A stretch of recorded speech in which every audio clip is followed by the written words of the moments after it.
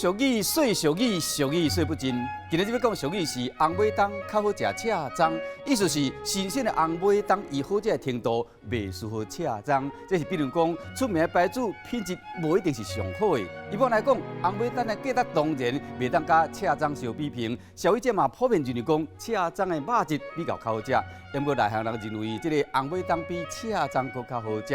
啊，讲到海产，爱食海产的人，若是看到海产大拍卖时，拢会收钱买买。爱食虾仔会买虾仔，爱食鱼仔会买鱼仔，都无一定会专业去买较贵的海产，因为贵都无一定是上好食。